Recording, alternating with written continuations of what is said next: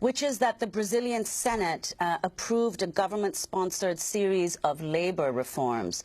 So could you tell us about those reforms and how the approval by the Senate, as reports are suggesting, might boost the Temer government? Temer himself, of course, facing corruption charges, as you mentioned, and in fact, Brazil's first sitting head of state to be formally charged with a crime.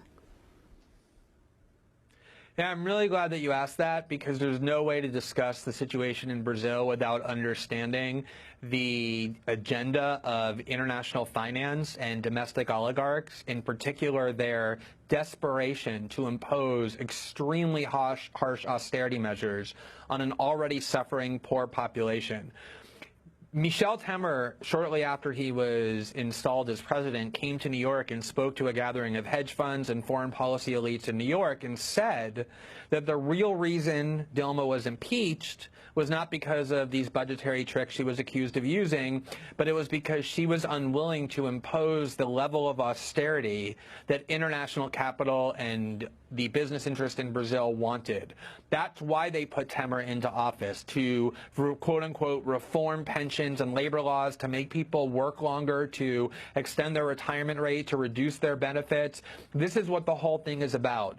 And it's amazing because every time it looks like Temer is going to stay, the real increases in strength, as does the Brazilian stock market. Every time it looks like he's in trouble, the real decreases and the Brazilian stock market weakens, because international finance wants Temer to stay, because he's the only one willing to impose these harsh austerity measures, because he's already so unpopular and so old that he's not going to run again and can't run again, so he doesn't care. He's willing to do their dirty work for him.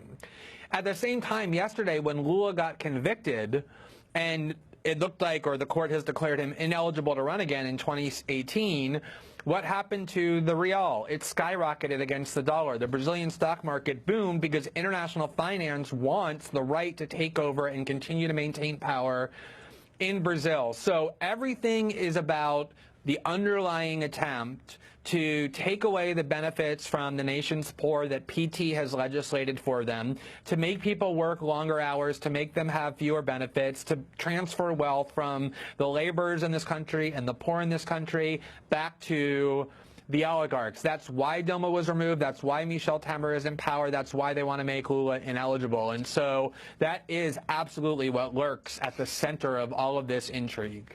Well, Glenn, please stay with us. We're talking about the former Brazilian President Luiz Inácio Lula da Silva, convicted on corruption charges and sentenced to 9.5 years in prison. When we come back, we'll speak with the Pulitzer Prize-winning journalist Glenn Greenwald.